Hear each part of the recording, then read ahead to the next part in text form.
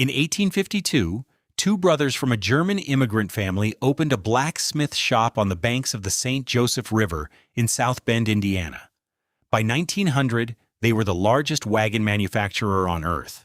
By 1950, they employed 24,000 people on a single campus. By 1963, they were gone. Not diminished, not restructured, gone. On December 9th of that year, a company that had outlived the Civil War, 2 world wars, the Great Depression, and the entire first generation of the automobile announced it was closing its doors. 11 days later, the last car rolled off the line. 7,000 workers walked out and did not come back. More than 8,500 of them later discovered that the pension they had worked toward for decades did not exist. Not fully, not legally, not in any form that protected them. The number that matters most is not the cars. It is $15 million. That is how much was missing. Chapter 1. 2 wagons a year.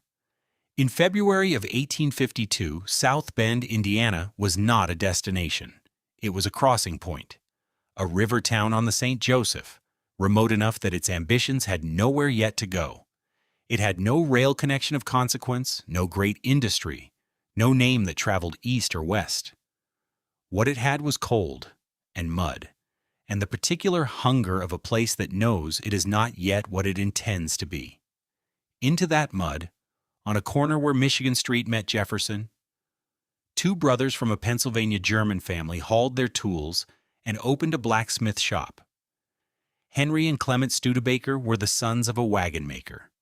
They had grown up watching their father work iron into something meant to last. They carried that obsession with them. Not the obsession with profit, not with scale, not yet with empire. The obsession was simpler and more durable than any of those. A Studebaker wagon does not break. That was the whole of the doctrine, and they had learned it before they could name it. In their first full year, they built 2 farm wagons. Not 200, not 2 dozen. 2 wagons built by hand, built to hold under the weight of everything a frontier family owned. They built them as if the family's survival depended on the axle not snapping in a January creek crossing somewhere in Illinois.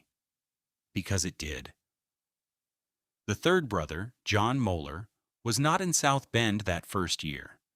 In 1853, young enough to believe in luck, he paid his way west by helping build a wagon for a California-bound wagon train, payment in craft, in the only currency the family ever really trusted.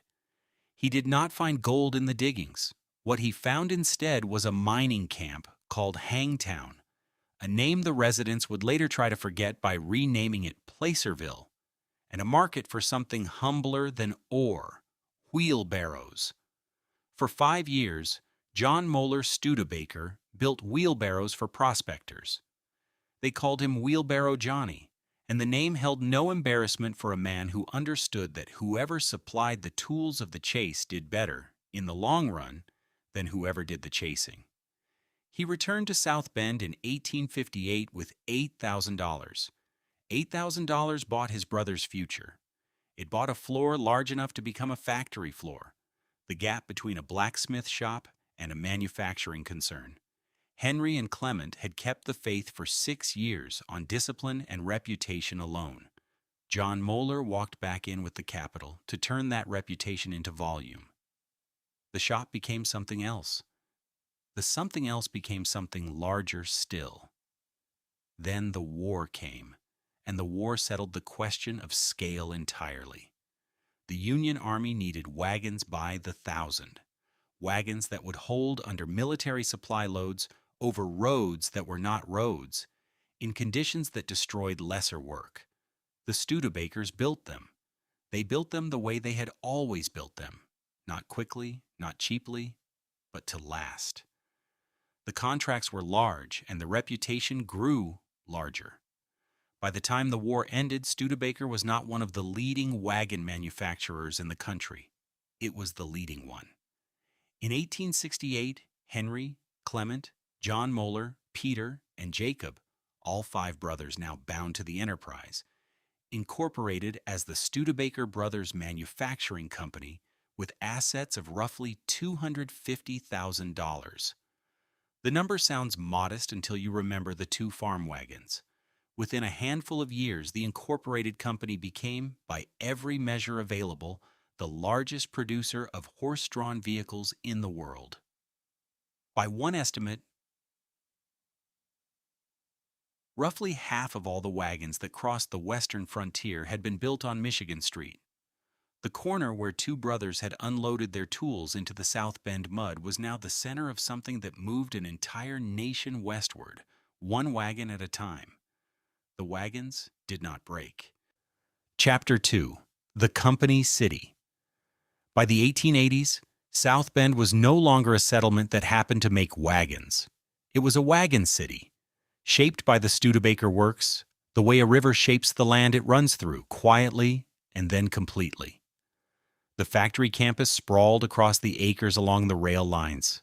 Foundries, woodworking sheds, paint houses, leather shops, assembly floors, where the smell of fresh varnish and horsehide hung in the air like weather. Wagons left South Bend for Kansas wheat farmers, for the Union Army's successor depots, for frontier outfitters shipping goods into territories that had not yet become states. They crossed the Atlantic. They reached South America. The name stenciled on each wagon bed was not merely a brand. It was the city's signature on the world. The Studebaker brothers understood something that most industrialists of their era grasped only in retrospect. That scale is not just production, it is identity. South Bend had grown up with them. Its rail connections, its machine shops, its labor supply all organized in some essential way around the needs of the works. Workers built their houses within walking distance of the factory gates. Saloons and churches and grocers followed the workers. The family did not own the city in any legal sense, but they had authored it in every practical one. Thousands of the city's families drew their wages, directly or indirectly, from the works. Their decisions about what to build and how many set the rhythm of the local economy the way a conductor sets the rhythm of an orchestra, invisibly and without appeal. In 1889, Clement Studebaker announced to South Bend what the family had become. He built Tippecanoe Place, a Richardsonian Romanesque mansion of stone and ambition on West Washington Street, 40 rooms, 24,000 square feet, roughly 20 fireplaces running through its corridors, and parlors like a catalog of excess made permanent in masonry. One of the first private elevators in Indiana rose through its center. Clement named the house for the 1811 battle at the Tippecanoe River, as if to root his fortune in the older, bloodier history of the land beneath it. The gesture was not accidental. A man who names his mansion after a battle is not a merchant. He is a patriarch. The blacksmith's sons had become something else entirely, yet South Bend was not a one-family city. It only felt that way from certain angles. A few blocks from Tippecanoe Place, James Oliver had built the Oliver Chilled Plow Works into one of the largest plow manufacturers on Earth. Oliver's insight had been metallurgical. A chilled iron blade, cooled in a particular sequence, became hard enough to slice through the dense, root-tangled sod of the prairie that had defeated ordinary plows for decades. Where Studebaker wagons carried the settlers west, Oliver plows broke the ground beneath their feet. 2 tools, 2 fortunes, 1 Indiana city. In 1896, Oliver built his own mansion, Copshaholm, not far from Clement's stone fortress. The American interior had been opened with South Bend iron and South Bend wood, and the men who made them lived within sight of each other. On the city's northern edge, the University of Notre Dame had been standing since 1842, older than the Studebaker Works, older than the Oliver Plow, founded by French priests on land that was still mostly forest. It grew slowly, quietly, gathering permanence the way institutions do when no one is paying close attention. The factory owners did not pay it much attention.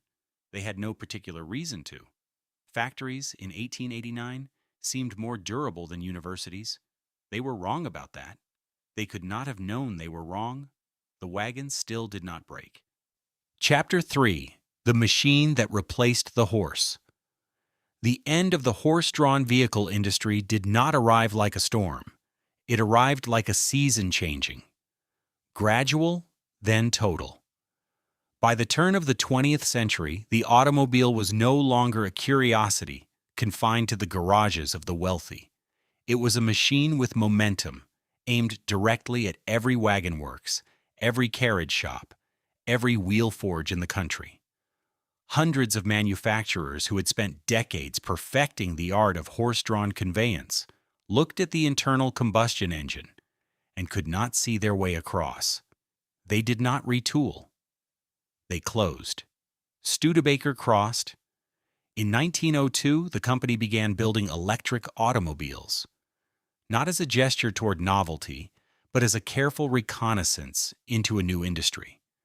The engineers in South Bend understood wheels, axles, chassis, load distribution. They had been building the mechanical substrate of transportation for 50 years. The automobile was, at first, not an entirely foreign object, a carriage with a different source of motion. And Studebaker already knew how to build the carriage. In 1904, it moved into gasoline automobiles, following the power source the market was beginning to prefer.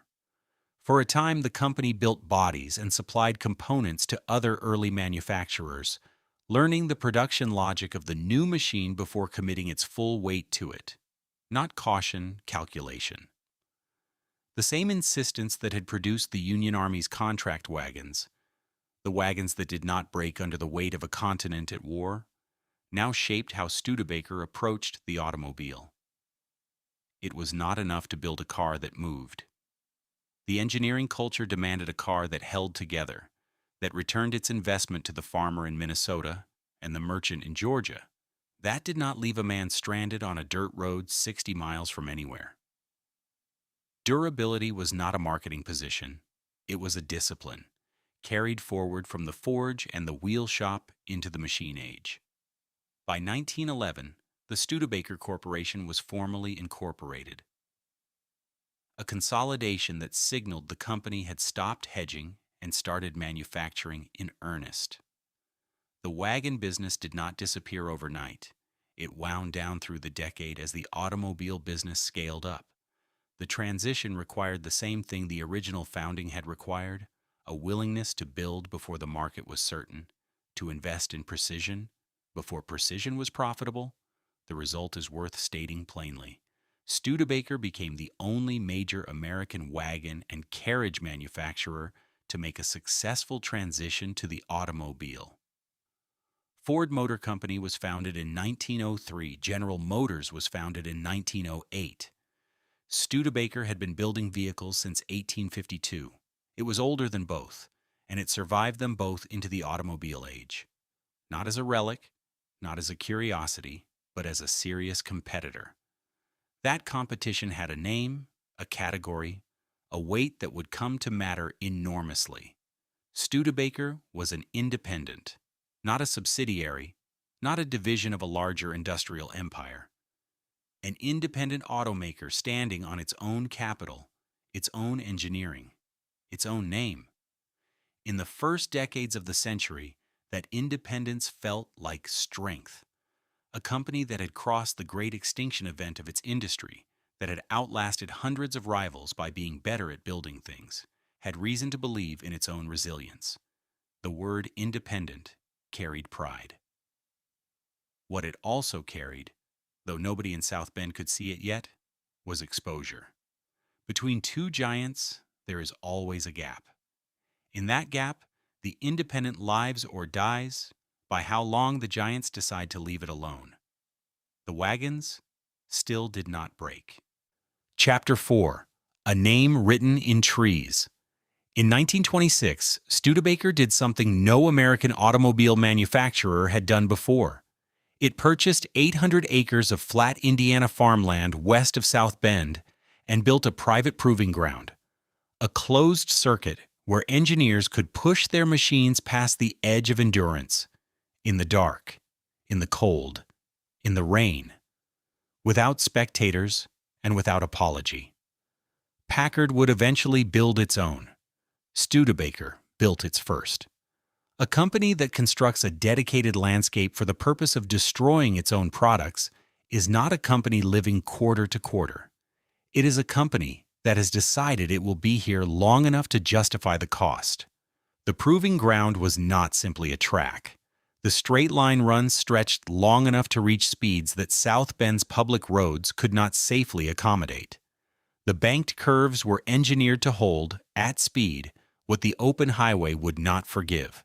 Engineers brought prototype chassis out at dawn and ran them until something gave way, then carried the findings back to the drafting tables and started again. This was the discipline of permanence. The iterative, expensive, unglamorous work of a company that believed it owed its customers more than a price point. By the 1930s, Studebaker understood that engineering alone would not sustain it. The American automobile market had become something more than a market. It was a theater, and in that theater, the shape of a car carried meaning the way a cut of suit once carried meaning, signaling taste, modernity, aspiration. Into this theater came Raymond Loewy. His firm had already remade the visible surface of American life: locomotives, refrigerators, logos, the shells of objects that millions of Americans touched every day without knowing his name. Loewy brought to Studebaker something the engineers could not manufacture themselves: a cultural argument. Not that the car was reliable, that it was beautiful. The partnership gave a mid-size independent from northern Indiana a design reputation that outran its actual scale. Studebaker was not Ford. It was not General Motors. It did not have their capital reserves, their dealer networks, their purchasing leverage over suppliers. What it had, in those years between the wars, was the confidence to act as though none of that mattered, to build tracks, hire the most celebrated designer in America, and behave at every turn like a permanent institution. This is what confidence looks like when it becomes indistinguishable from certainty. And then, in 1938, the company wrote its name in trees. Roughly 8,000 red and white pine seedlings were planted on the grounds of the proving ground, arranged by hand into letters visible only from the air: Studebaker. Each character perhaps several hundred feet tall, the whole sign stretching close to a third of a mile across the Indiana earth. From the cockpit of a passing aircraft, the word emerged below in living green and white, patient and enormous, a message from a manufacturer to the sky. It would later be recognized as the largest living advertisement in the world. A company that plants trees in the shape of its own name is composing a letter to the future, certain the future will arrive to read it. The pilots saw it. The birds saw it. The executives at South Bend drove out on summer afternoons and looked at the aerial photographs and saw what they had made. A name written not in steel or concrete, but in something that grew, that required tending, that was meant to outlast the men who planted it. Only the trees knew nothing about market share. Chapter 5. The Bullet Nose. The war ended, and Studebaker moved. While the Big Three retooled their wartime plants and prepared to sell Americans barely changed pre-war designs and new paint, the engineers and stylists in South Bend took a different gamble. The Loewy studio produced something that looked, in 1947, like nothing else on an American road. A low, flush-fendered silhouette that pedestrians stopped to study. The popular joke spread quickly. Which way is it going? The front and rear of the new Studebaker were so alike, so cleanly symmetrical, that the car seemed to belong to a category the country had not yet invented. It did not look like post-war America. It looked like what post-war America imagined it would become. By 1950, Picture the South Bend plant at 11 o'clock on a Tuesday night. The third shift was on. 24,000 people rotated through this complex across the hours. Machinists, assemblers, inspectors, line workers who had been there through the Depression and the war and the reconversion, and who knew these floors the way a farmer knows a field. The bullet-nosed champions and commanders moved down the line under the factory lights, each grill fitted with a chrome aircraft spinner that caught the light like a small sun. The smell was oil and metal and paint, and the particular heat of a building that never fully cooled. Trains loaded in the yards. The gates opened and closed. 343,000 cars would leave South Bend that year. A company record? A number that would have been unimaginable to the men who built wagons on the same ground a century before. For 1 year, the oldest car company in America looked exactly like it had caught the future. The numbers were real. The pride was real. The third shift was real. What was also real and discussed in quieter rooms was the arithmetic sitting beneath all of it. Studebaker was an independent. The word had once been a point of honor, a mark of South Bend character, a sign the company had survived when others had not, but the post-war market was arranging itself around a different logic. And in that logic, independence was not a virtue. It was a cost.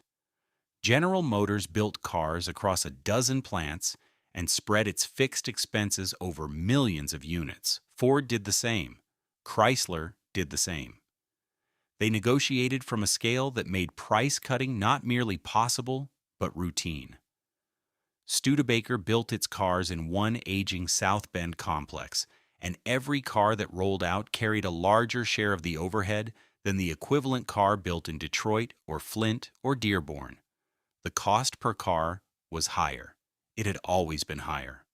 The company had managed this gap through design and loyalty and the premium that American buyers were once willing to pay for something that looked different. That premium was narrowing. The gap was not. There was another number beneath the production record, one that did not appear in the press releases and was not visible on the showroom floor. Studebaker's labor costs were among the highest in the American automobile industry. A century of South Bend loyalty had a price. Contracts negotiated when the company was generous, wages and benefits that reflected a relationship between the company and the city older than the automobile itself. The workers on the third shift were not overpaid by the standards of South Bend. They were expensive by the standards of the industry, and the industry was the relevant standard now. These costs sat quietly in the ledger. They would matter later. In 1950, none of this was visible from the outside. The bullet-nosed cars moved. The record stood. The plant ran 3 shifts. Studebaker had survived a world war and a depression and 100 competitors and the leap from wagons to automobiles. And it had arrived at this moment. The lights on the third shift, the chrome spinners catching the factory glare, 343,000 cars in a single year, with its name still on the building and its workers still at the line. Somewhere to the north, in Dearborn and Detroit, Ford and Chevrolet were about to go to war over market share. The independents were in the middle of it, and they did not choose to be. The third shift did not know this yet. Chapter 6. 2 Drowning Companies. In 1953, Ford and General Motors went to war. Not a trade dispute, not a marketing skirmish, a price war, the kind that only the largest could afford to fight. Ford, determined to outsell Chevrolet, flooded its dealers with cars and cut prices to move them. Chevrolet matched the cuts. The two giants absorbed the losses the way large bodies absorb cold water. With discomfort, briefly. For Studebaker, for Packard, for Hudson, for Nash, for Kaiser, the water was different. For them, the flood was simply the end. The mechanics were not complicated. An independent manufacturer building 200,000 cars a year could not source steel, stampings, or components at the price available to a company building 2 million. The cost per car was higher, before a single worker clocked in. When the big two cut their retail prices, they were cutting into a margin Studebaker did not possess. Management understood this. The accountants understood this. What no one could alter was the arithmetic. Hudson and Nash merged in 1954, becoming American Motors. Two diminished companies pooling their diminishment. Studebaker made a different calculation and reached for Packard, the storied luxury manufacturer of Detroit, itself hemorrhaging money and customers it could no longer retain. Together, the thinking went, the combined company would have scale enough to survive, purchasing leverage enough to close the gap. The result was Studebaker-Packard Corporation. It doubled the problem instead. Packard brought prestige and debt. Studebaker brought volume and debt. Two failing operations combined produced a larger failing operation. Packard's own production wound down within a few years. By 1958, the name that once meant American luxury meant nothing at all. What the merger accomplished was a few years of negotiating room and a balance sheet that deceived no one who read it carefully. Between 1953 and 1963, Studebaker turned a profit in exactly 1 year. In 1959, a compact car called the Lark found a moment. The Big Three had not yet entered the compact segment in force, and the Lark, economical and plain, sold well enough to return the company to black for a single fiscal year. Management called it a corner turned. It was not a corner. It was a clearing in a forest that continued on all sides. And by 1960, the Big Three had introduced their own compacts: the Falcon, the Corvair, the Valiant, and the clearing closed. Studebaker lost money the next year, and the year after, and the year after that. What management did with losses year upon year was what any organization does when the alternative is immediate collapse. It found the places where obligation could be deferred. Capital investment fell. Model development thinned. The engineering department that once drew the bullet nose and the hawk now worked with shorter lists and longer delays. And somewhere in the accounting, in the columns tracking what the company owed to the men who had already given their working decades to the line, the contributions began to arrive short. Not absent, short. Enough to satisfy the immediate ledger, not enough to satisfy the future one. The pension fund accepted what the company could send and accrued, quietly, a gap between what it held and what it would eventually owe. No announcement accompanied this. No meeting was called. It was the arithmetic of survival. Each year a small choice made under pressure. Each choice rational in isolation. Each drawing down a reserve that was never meant to be drawn. The men on the line did not see it in their pay envelopes.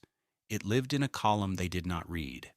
The Lark sold well for a year. Chapter 7. The Last Car. In the winter of 1961, Studebaker sent Raymond Loewy's team to a rented house in Palm Springs and gave them 40 days. The brief was simple and impossible. Design a car that would save the company. Tom Kellogg, Bob Andrews, and John Epstein worked through December and January, far from South Bend, far from the factory floors, and the pension ledgers, and the compounding losses. What they produced was the Avanti, a fiberglass sports coupe with a raked nose and a cabin that looked borrowed from a decade that had not yet arrived. Not a refinement, not a facelift, a statement by men who believed they still had something to say. A supercharged Avanti went to the Bonneville Salt Flats in the summer of 1962 and was clocked at more than 170 miles per hour. Studebaker called it the fastest production car in the world, and for a moment the claim held. The press wrote admiringly. The design community took notice. Here was evidence that the company in South Bend could still conceive something genuinely new. Not a warmed-over platform, not a badge-engineered compromise, but a car that belonged to no prior category. The fiberglass bodies came late. Suppliers struggled with the unfamiliar material. deliveries fell behind. Customers who had placed orders waited through the summer and into the fall, and some did not wait. The production problems were solvable, given time, given capital, given the particular mercy of a market that would pause, while a company found its footing. None of those conditions existed. The Avanti was brilliant, and the Avanti was late, and being both at once was, in the end, the same as being neither. By 1963, the losses were no longer a problem to be managed. They were a verdict. The board had restructured, cut, consolidated, and shifted product lines, and every intervention had bought months rather than years. The math that had been unfavorable in 1954, and worse in 1959, and worse still in 1962, had become terminal. On December 9, 1963, Studebaker announced it was ending automobile production in South Bend.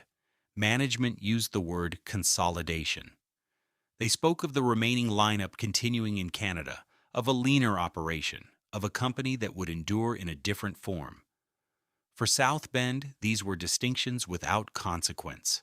11 days later, on December 20th, 1963, the last South Bend Studebaker came off the line. 7,000 workers lost their jobs in the weeks that followed. 7,000, in a plant that had employed 24,000 a decade before. The building did not change. The streets outside did not change, not immediately.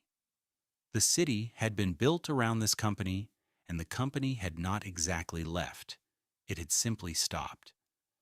The silence that followed is the kind that accumulates gradually and then all at once. Production moved to Hamilton, Ontario, as promised. A single Canadian plant assembled a reduced lineup. Not a resurrection, not a reinvention, but a diminishing, a Daytona, a Commander. Cars built by fewer hands in smaller numbers for a market that had largely moved on. For 2 years, the Hamilton line ran. On March 17, 1966, the last Studebaker automobile ever built rolled off that line. 114 years after Henry and Clement Studebaker built their first wagon in a South Bend blacksmith shop, the company stopped making vehicles. The Avanti had been tested to 170 miles per hour. The final Hamilton cars met every standard the company set. The quality was not the thing that gave way. The wagons Studebaker built in the 1850s were known for lasting. Farmers on the Great Plains kept them running for decades. The cars were no different. Good to the end. Built to a standard the company set and met. What gave way was never the product. The wagons did not break. The math did. Chapter 8. The Promise That Wasn't There. When the South Bend plant closed in December 1963, the pension plan was terminated along with it. The trustees opened the books, ran the numbers, and found what the numbers had been hiding for years. The fund held $15 million less than it owed. Not a rounding error, not a shortfall that time might close. A gap, fixed and absolute, between what the company promised and what the company kept. A pension shortfall was not an abstraction to the man who planned around it. He was 57 years old. He started on the line in 1941. He had arranged his old age, the house he would not have to sell, the years he would not have to work, around a number Studebaker told him was his. That number was now a claim against a fund that could not honor it.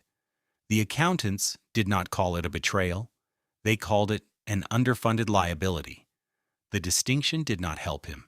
More than 8,500 workers lost some or all of what they were promised. The shortfall did not fall equally. It fell along a line drawn by age, and that line was not arbitrary. It was the coldest possible expression of limited funds assigned by a rule that had run out of money before it ran out of people. Workers over 60 received their full pensions. Workers under 60, among them men with 30 and 40 years on the line, received a lump sum worth roughly 15% of the benefit they earned. Workers under 40 received nothing at all. Not a reduced payment, not a deferral, Nothing. A man of 38 who gave his 20s and his 30s to Studebaker walked out of South Bend with the same pension as a man who never worked there. None. He earned it in wages deferred. He earned it in years spent inside a building that no longer operated. He earned it in the specific arithmetic of a life arranged to honor a contract. The contract was a projection, not a guarantee, not a funded certainty, but a projection built on the assumption that Studebaker would continue indefinitely. The assumption was wrong. The country watched. The sheer visibility of what had happened in South Bend, the scale, the precision of the injustice, the way the age line sorted 8,500 workers into the protected and the abandoned, produced something that policy failures rarely produce: clarity.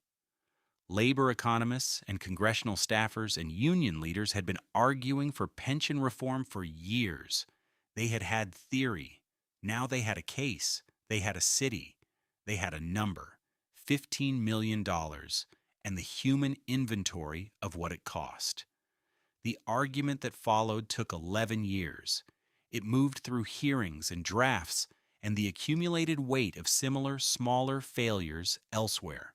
Studebaker was always the example, the one that demonstrated what the absence of funding rules, vesting protections, and federal backstops actually produced when a major employer failed. Not reform, not an orderly wind-down. A lottery sorted by birth date, paid out at 15 cents on the dollar to those old enough to qualify, and at nothing to everyone else. In 1974, Congress passed the Employee Retirement Income Security Act. ERISA mandated funding standards. It established vesting rights. It created the Pension Benefit Guaranty Corporation, a federal insurance program modeled on bank deposit insurance, designed to stand behind private pensions when the companies behind them cannot.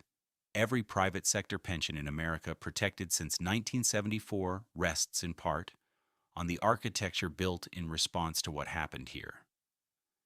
Studebaker spent its last decades promising durability. The wagons lasted, the cars lasted. The name lasted long after the factories closed, carried on by collectors and historians, and the particular loyalty of people who remember what it meant to build something that held. What did not last was the promise the company made to the men who built everything else. They made things that outlasted the company. The company could not outlast its debt to them. That is the ledger. Chapter 9. The Word in the Trees. The factory floor went quiet on a Friday in December 1963. By March of 1966, the last car had rolled out, and after that there was nothing. No shift whistle, no compressed air hiss from the body shop, no line moving. What remained was the complex itself, block after block of brick and concrete and broken glass, standing in the middle of South Bend like a word someone had started and could not finish. The city's population, which had reached about 132,000 at its peak in 1960, began a long and patient recession. People left for the suburbs. People left for other cities. The jobs did not come back. For decades, the Studebaker land sat as brownfield, contaminated soil, crumbling buildings, a tract of industrial scar tissue sewn into the city's core, not abandoned in the way of a single warehouse, but absent in the way a neighborhood is absent when the reason for it has been removed. South Bend did not collapse overnight. It diminished the way ice melts, steadily, without drama, in a direction that only reveals itself when you measure the distance traveled. What held was what had always been there before the factory came. The University of Notre Dame, founded in 1842, 10 years before Henry and Clement Studebaker opened their blacksmith shop, did not depend on steel or stampings or anything with wheels. It endured. Through the contraction years, through the brownfield years, through the quiet decades, Notre Dame remained.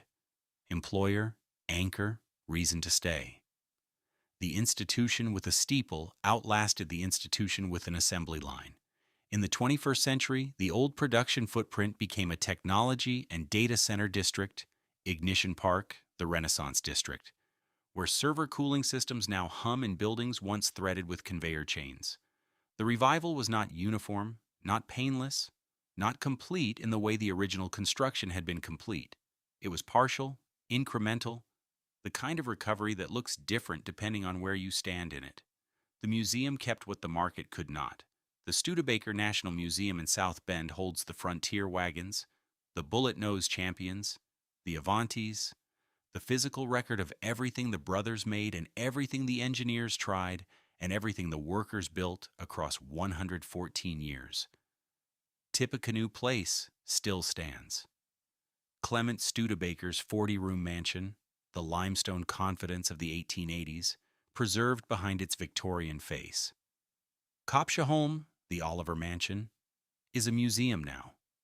The city has learned to live among its monuments. Drive west of South Bend today, out past the edge of what the factories once occupied, and you arrive at Bendix Woods County Park.